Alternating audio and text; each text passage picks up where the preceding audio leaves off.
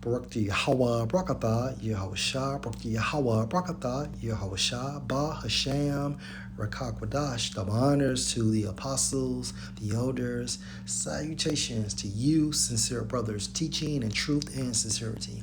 Lesson will be entitled The Cost of Beauty. Absalom, Lord will you are edified. Video was inspired from the TikTok platform Ahmed Reynolds. Video will be used for fair use. So what kind of haircut? And this is probably the biggest that my afro has ever been. Just by getting my hair blow dried a couple days before, I was able to get my afro to double in size. Now here's how we go from blow dried to afro. Like I said, it's been a few days since it's been blow dried, so to preserve it overnight and make sure it doesn't get too tangled, all I did was tie it back into a ponytail and then wear a bonnet. And I gave my hair a few days in between the blow dry because I realized that my hair wouldn't stand up no matter what I did. It just wanted to. And yeah, I know he looks like a Jackson 6. But before the Jackson 5, you had men such as Absalom.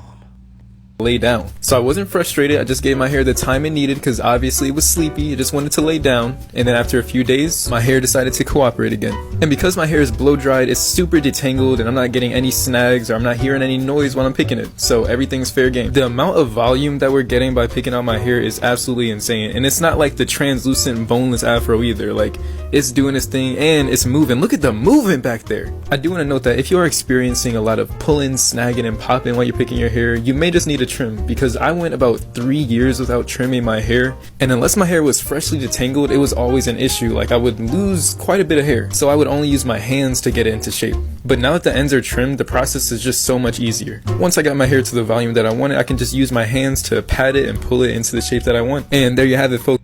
Bro, look at that shit, bro. Okay, so let's go to 2 Samuel chapter 14, verse 25 in the NLT. Now Absalom was praised as the most handsome man in all Israel, literal. He was flawless from head to foot, meaning he had no scratches, marks, blemishes, or scars on his skin. Verse 26, he cut his hair only once a year, and then only because it was so heavy. When he weighed it out, it came to 5 pounds. And this scripture alone proves what? That we were much bigger during the ancient times. So, if we're looking at Ahmed Reynolds, okay, in current time, one of the most weakest times on earth, imagine Absalom and how he looked, as well as his afro or his hair, okay? The title for this lesson, The Cost of Beauty. And before I move on to the next chapter, let's get some history on Absalom. Strong's H 53, pronounced as Ba Yasha La Wam. Ba Yasha La Wam. And according to outline of biblical usage, third son of David, killer of firstborn son Amnon. So he murdered his elder brother. Also leader of revolts against his father David. So although Absalom was extremely handsome, he was very wicked, okay?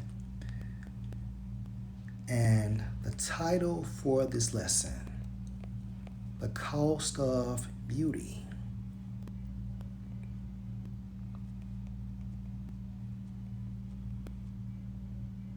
And let's start at 2 Samuel 18 and 9 in the NLT.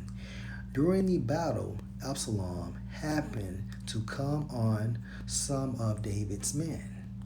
He tried to escape on his mule, but as he rode beneath the thick branches of a great tree, his hair got caught in the tree.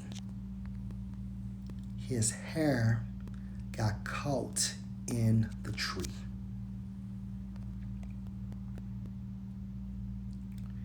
His mule kept going and left him dangling in the air. One of David's men saw what had happened and told Joab, "I saw Absalom dangling from a great tree." "What?" Joab demanded. "You saw him there and didn't kill him? I would have rewarded you with 10 pieces of silver and a hero's belt. I would not kill the king's son for even 1,000 pieces of silver," the man replied to Joab, because King David did not want Absalom killed, although he was being wicked. Okay, he was very emotional about his son. "We all heard the king say to you and Abishai and Ittai, 'For my sake, please spare young Absalom.'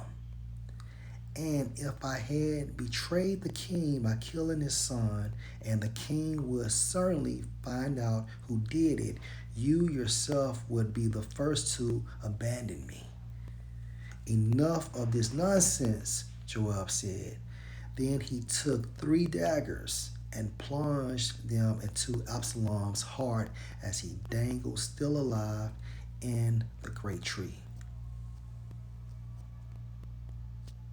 So Joab killed Absalom. And the reason why he got caught in that tree was because of his hair. The cost of beauty. Okay? The cost of beauty. Absalom.